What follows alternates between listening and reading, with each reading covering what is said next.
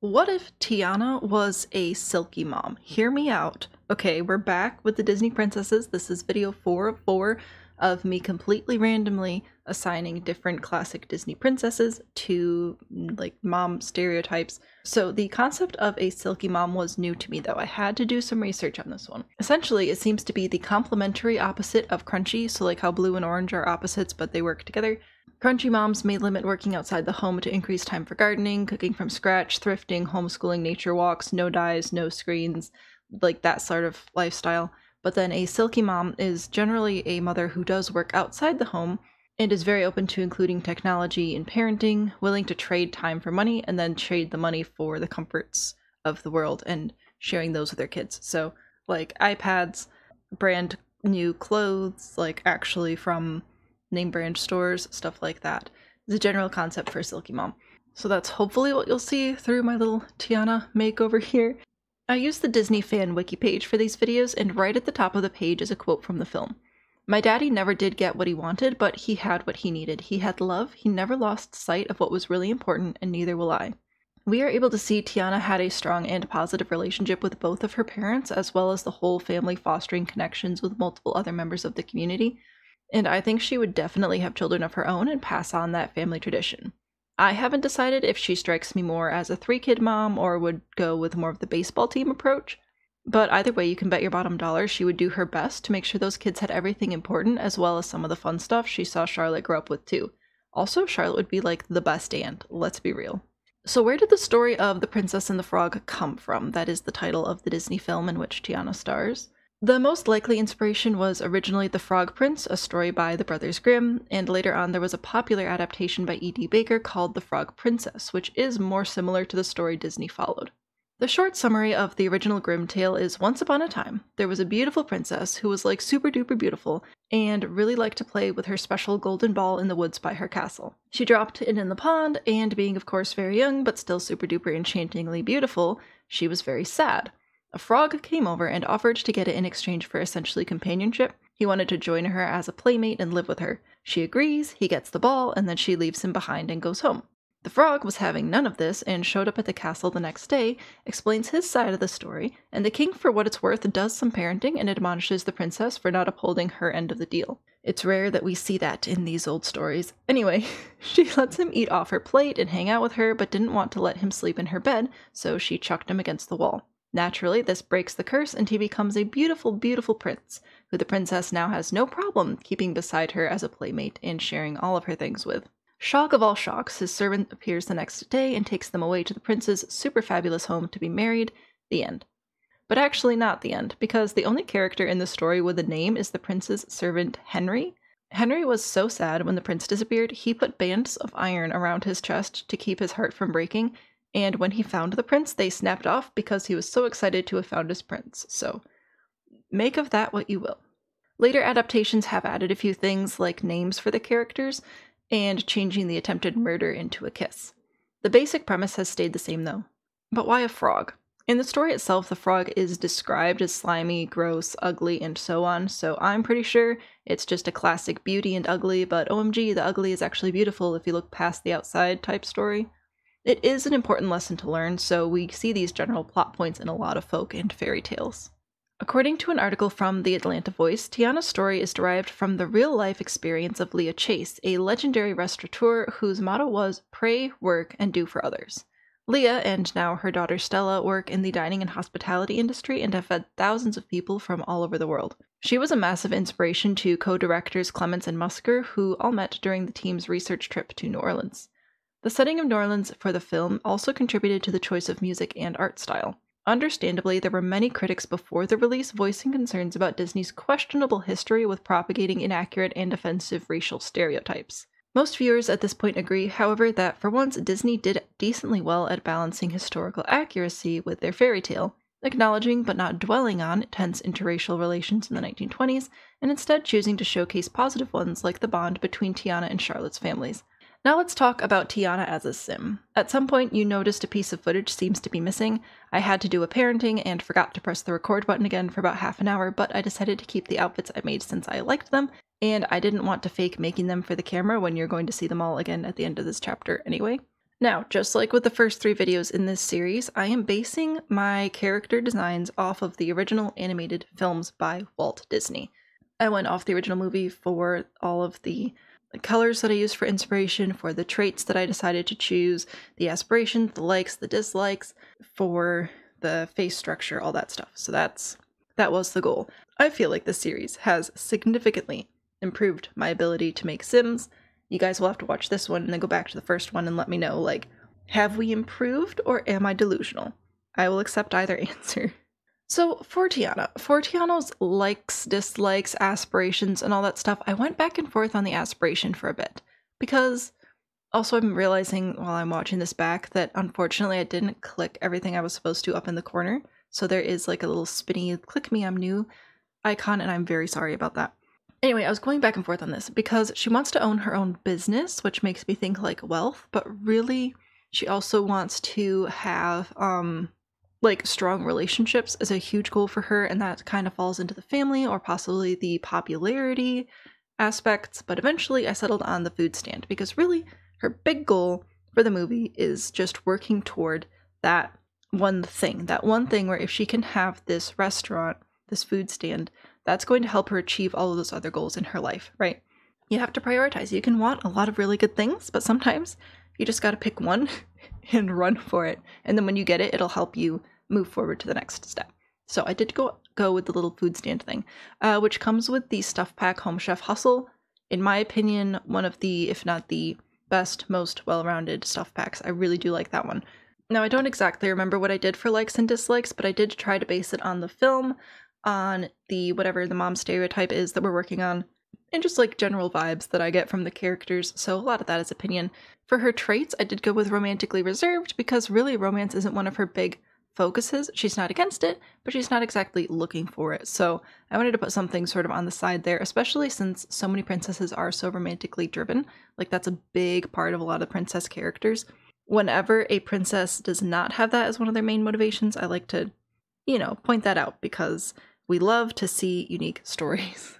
I also went with the foodie trait. I recognize that doubling up on the foodie trait plus the restaurant stand thing is kind of like doubling up 2 of the same thing, but I felt like it was true enough to her character to keep that, and also generous because like she learned really well how to be generous from her family and friends that she grew up around.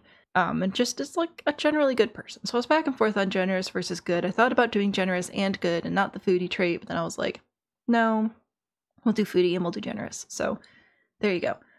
As you can tell, this is not like a pack limited series. This is very much an all the packs series. I have thought about trying to think of a way that I could do more limited pack Sims. That might be an interesting challenge. Oh, I was also supposed to talk about the colors that I chose for the outfits. So obviously Tiana, for most of the movie, is a frog. The animators actually talked about how that was challenging to have a character, because it's not uncommon for a character to have multiple phases of their life, right? Where you might have like a child and then a teenager version, or like a teenager and then an adult version or whatever. But here we had to have Tiana as a little kid, a medium kid, a big kid, and a frog. Like that's a lot of life stages. So green was used, but I didn't want to do just green because like she's a person again now, not just a frog. Other colors that Tiana wore a decent amount in the film, though, included blue and then like this yellow-orange outfit that she wore at the restaurant. So I tried to incorporate a lot of those colors. And then as far as general clothes style, I'm not a style person, but I've learned a lot through here. And when I was looking at inspiration images, a lot of it was very monotone, very monochromatic outfits, and a lot of earth tones and stuff, but also a few outfits with jeans and sneakers. So I tried to mix in a lot of that. But again, silky mom aesthetic, looking for the I work out of the home and can afford nice things and I'm okay with that, and that doesn't actually reflect on whether or not I'm a good parent sort of attitude. So I did make an effort for that. Let me know what you think of the outfits down below, and let's ask ourselves another question. What if Cinderella was a fitfluencer? Still didn't click the little spinny new things. I'm very sorry. I can see Cinderella being bored at the castle, just wanting to do something and deciding to show the world the power of regular exercise. Because why not? You're bored, you're walking around the palace all the time, who knows? Plus, speaking from experience, working a job that's essentially just chores all day can get you some decent muscle tone and definition. So, I would like to think that Cinderella is out there empowering the other mobs in the trenches of toddlerhood with ways to turn cleaning into a healthy, fun activity, with an emphasis on balancing mental and physical fitness on top of, like, taking care of the home. 6 ways mopping will get you better abs. How to dust, do yoga, and still get to the pickup line on time.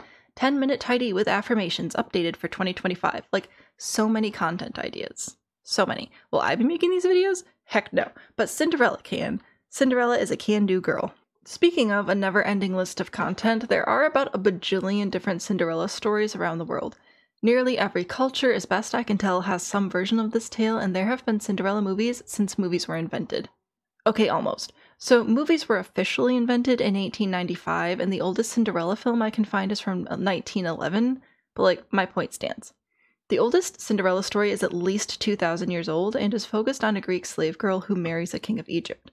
Other noteworthy Cinderellas include Basile's 1634 version, which is the earliest printed European retelling, Perrault's French version, named Cinderella, published a few years later in 1697. I wrote out a script and I cannot read it, and I'm giving up on doing 6,000 takes, so if I can't get it by the third, this is just what you're getting.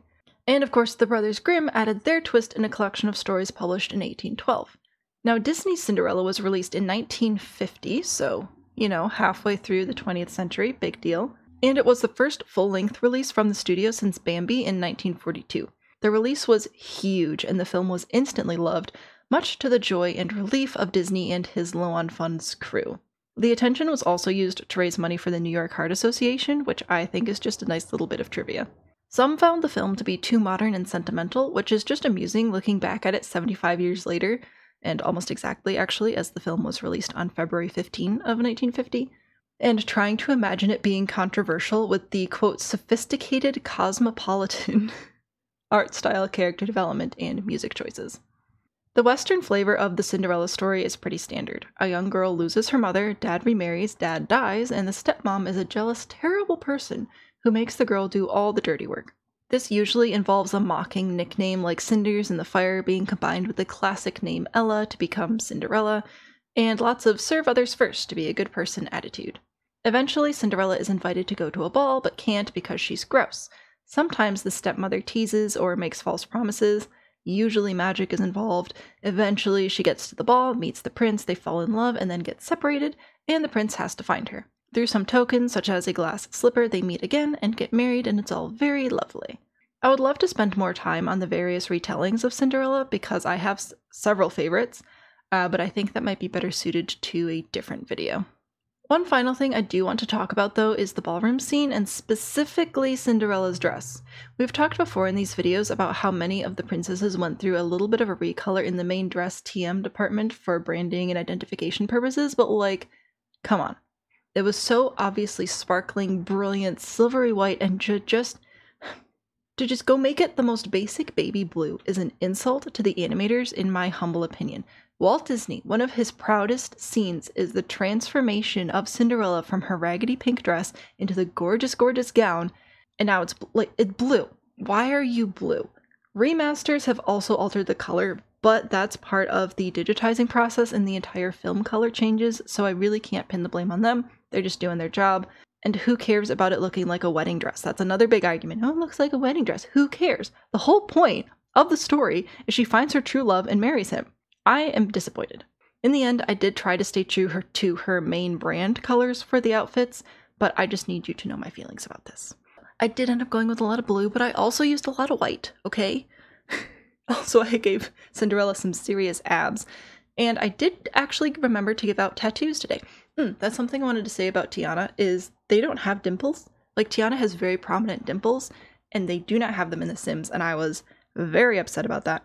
But alas. But for Cinderella, I did try to keep with the pink, blue, white sort of color scheme. I tried to keep bows because she does wear bows in her hair early in the film. So I tried to bring those in where I could. Tried to keep a very feminine energy still. I mean, this is a 1950s film. Updating the clothes style, obviously. But I did still want her to feel very light and feminine and happy and positive. And, you know, coming out of a Second World War and just the culture that was happening in the country at that time, very pro-family, very positive, booming economy, and I was trying to sort of reflect that. in some of my outfit choices here as well. Now, just staring at Cinderella here on my screen right now, I can't remember because I was looking at like 4 or 5 different tattoos to put on her. I don't remember which one I did, but I think I did like a memorial tattoo on her shoulder for her dad, I want to say. No, that's what it was. I remember now. I believe, and hopefully I'm not wrong about this, we should see it in the screenshots at the end of the chapter.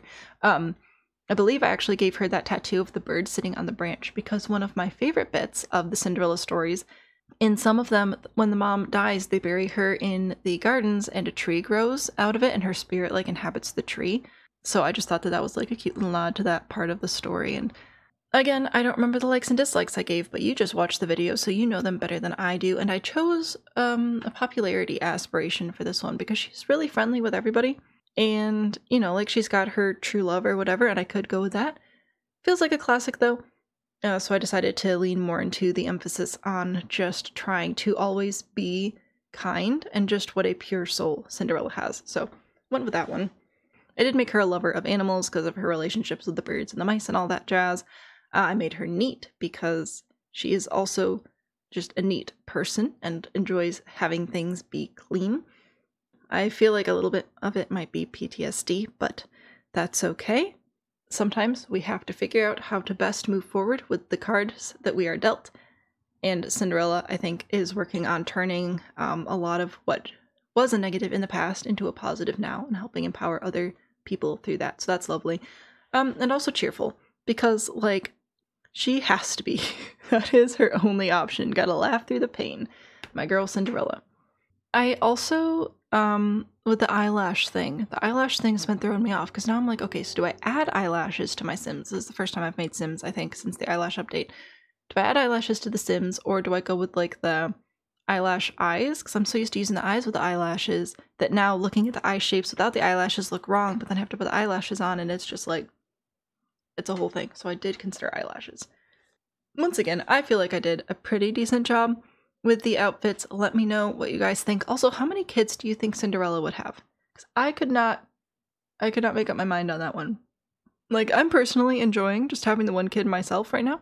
That's a good fit for our current stage of life.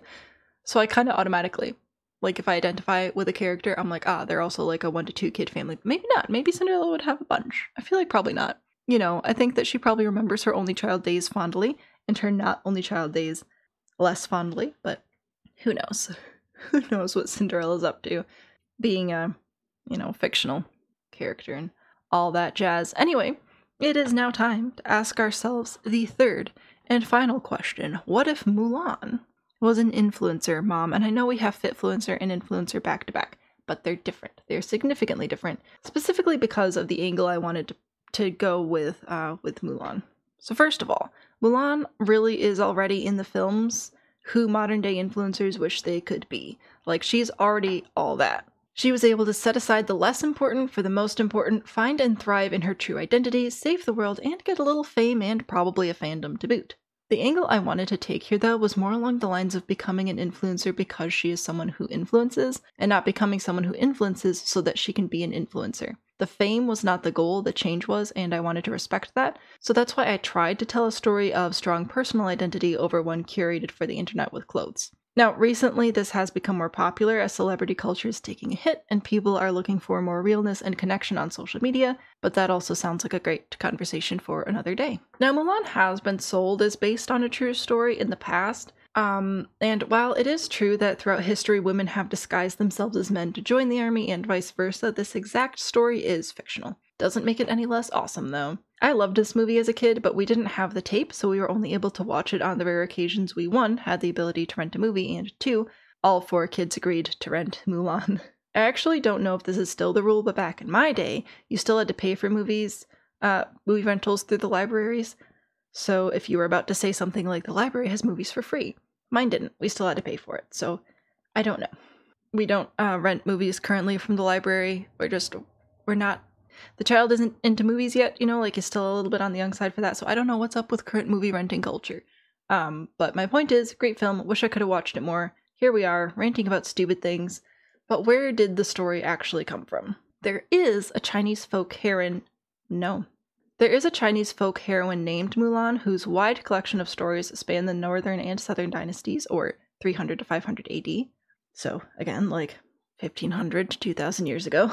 The overview from Wikipedia, and yes, I use Wikipedia too, I'm sorry, feel free to leave a thumbs down, is as follows. According to legend, Mulan took her aged father's place in the conscription of the army by disguising herself as a man. In the story, after prolonged and distinguished military service against nomadic hordes beyond the northern frontier, Mulan is honored by the emperor but declines a position of high office. She retires to her hometown where she is reunited with her family and, much to the astonishment of her comrades, reveals herself as a woman. And that's pretty much the movie.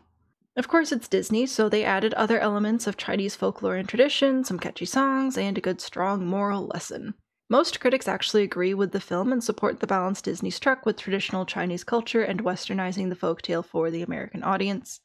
Of course, there are people who think it didn't go far enough, and overall the discourse reminded me a lot of the conversations we Sims players have been having for years in relation to the lack of diversity in our beloved game. On the one hand, this is an American company creating content for primarily American audiences, so there will always be some form of adaptation, and I think that's okay to an extent. It's when the adaptation becomes sanitization that we have issues. There will simply never be a perfect answer that equally supports all cultures because there are too many differences. But if we compare Mulan to other Disney films in that regard, I would put it closer to Tiana and farther from, say, Peter Pan or Dumbo. Aside from the culture angle, there are many criticisms toward the film's attitude on cross-dressing and deception and all that jazz, but again, I think that there is a place for all of that in media, and your young child who may not be ready for this many layers of discussion and nuance shouldn't be watching this movie. So again, I felt like I could go in so many different directions with Mulan's character. I was so excited to do this one. I really, really love Mulan and Tiana and their films so very much. I was going back and forth on hair quite a bit because, you know, like in the film she chops her hair off and it's a whole symbolic thing, blah, blah, blah. And I feel like I went through a similar thing with Rapunzel, right? What do I do with the hair? But Mulan, at the end of the film, like she does not continue to engage in cross-dressing, although I believe that she would have earned that, right? Like, she just saved the nation, she can wear whatever gosh dang clothes she wants, right? But she does choose to return to the more feminine side of things, and she chooses to live, like, strongly through that and continue to portray her strength firmly as a woman, and I think that that's great, and I love to see it, and that's why I think that she would have, almost against her own will, become an influencer, because I do not believe that she's just going to become a hermit after this.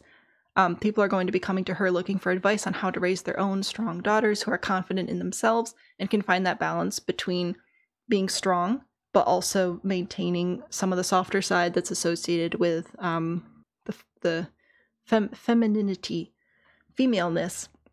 So I opted for a compromise on the hair. All that to say, I opted for a compromise on the hair. So short on the sides, to sort of do a bit of a callback, and I was going kind of like with the ex-military angle on some of these clothes as well, going for more structured cuts, but still sticking again with the feminine overall shapes.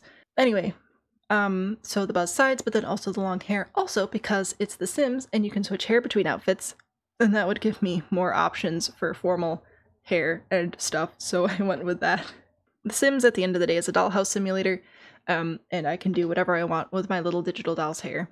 Now, because Mulan is a very family and honor-centered sim, like that is her main motivation, really is to honor the family and all that jazz, I did go for a family aspiration. And then I did play it up a little bit with the traits, so I did add clumsy, because that gets her in trouble a decent amount with falling over and, you know, all that jazz. Adventurous, because how could you not be? And a bro. Now, another thing that I like about Mulan from, like, the clothes aspect is she's not just in a single outfit for the whole film. I understand that sometimes it works for the story, right? Like, Snow White and Rapunzel, they don't have other clothes, you know? That's a part of the story, part of the tale of the neglect and abuse that they went through.